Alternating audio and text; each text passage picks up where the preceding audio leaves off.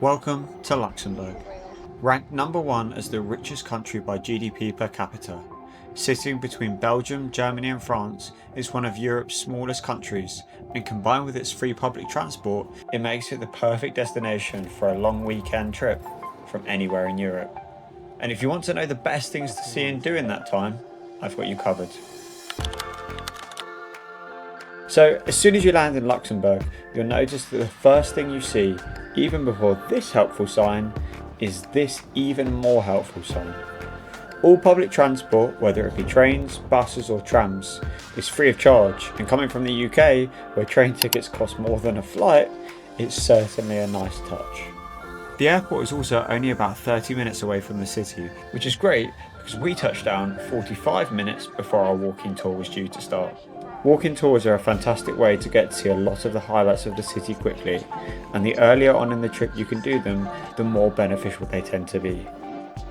Our first stop was the Grand Duke's Palace, the official residence of the Grand Duke of Luxembourg, overlooked by what appears to be one guard and these super cool street lamps that I'll show you later when it's dark, but appear to follow you when they're lit up at night.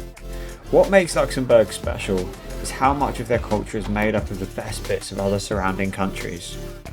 But this facade sticking out of a building includes what has been adopted as the national motto of the country and translates in English to "We want to remain what we are," a wish by the people of Luxembourg to retain their independent identity and national sovereignty. The independent state of Luxembourg hasn't always been the case, and just around the corner you can still see the remnants of one such invasion by the French, where a cannonball is still embedded at the top of the tower even today. But if you want what is in my opinion the best view in the city, this panoramic viewpoint looks out across the Alzette River and Elise Saint-Jean-de-Grand, as well as views of some of the casemates we visited on the second day.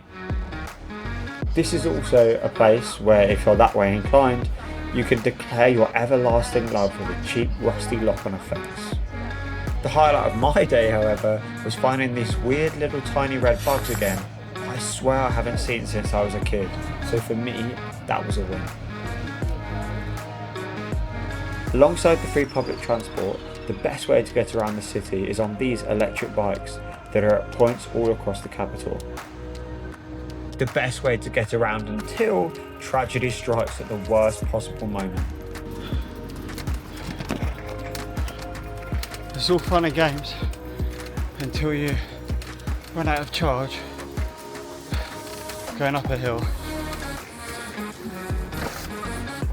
Oh, and there's this super cool little bridge under a bridge. I don't know, I really liked it, and it's called the Pont Adolphe Bridge if you do too.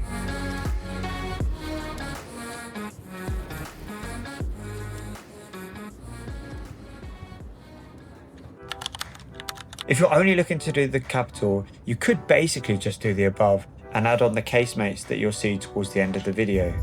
But Luxembourg is so much more than a capital, and a day trip to one of the most fairy tale-esque castles I've ever seen is less than 2 hours away.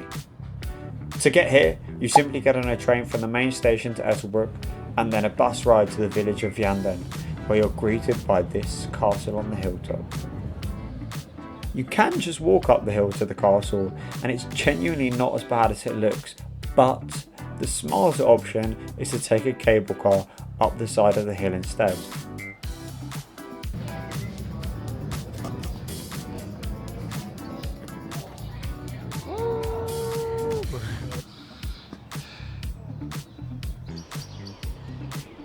Oh, can you imagine living there? You just wake up in the morning and some guy's got Osmo Pocket 3 pointed at your window.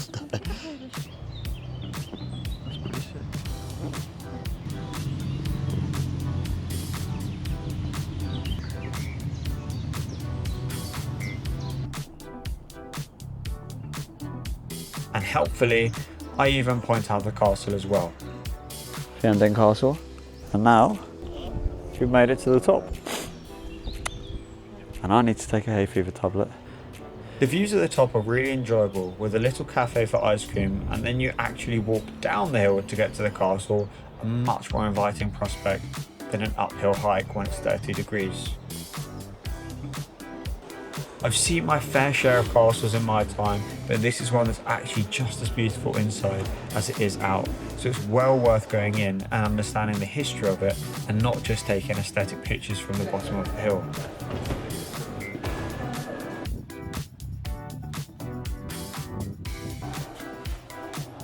Oh, it's glass.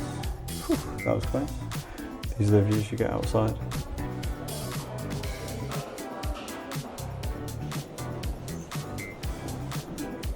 I am positively glowing in this light. That's all I'm saying.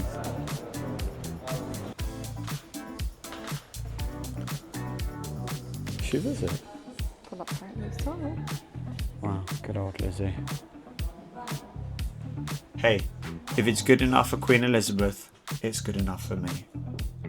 Once you're done with the castle, the rest of the town is actually really pretty, albeit quite small. So for us, that meant it was back to the city to indulge in what I'm told is a traditional Luxembourg dish that I'm sure would have been great if it weren't for some less than impressive cooking skills.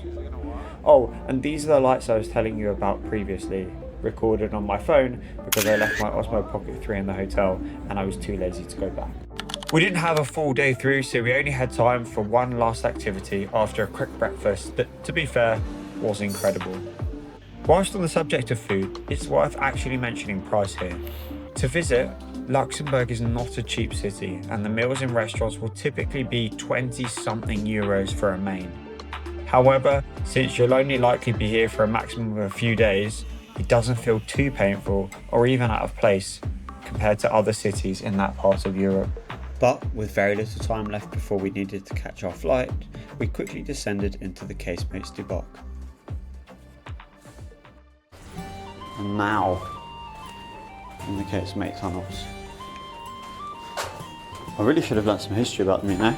Indeed I should have, but not to worry. A quick Google tells me they were built by the Spanish from 1644 onwards as a way to move through the old fortress were the top destroyed and to act as a fortified gun emplacement. It's definitely not the dungeon, by the way. Pretty sure this is fucking almost fell. Pretty sure this is the only place this holiday where I'm unlikely to get burnt, so I'm gonna enjoy it while it lasts.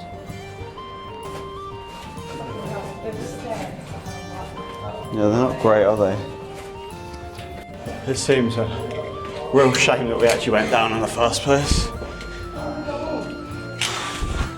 For us, they were a great way to spend the hour and a half we had before it was time to catch our tram back to the airport again.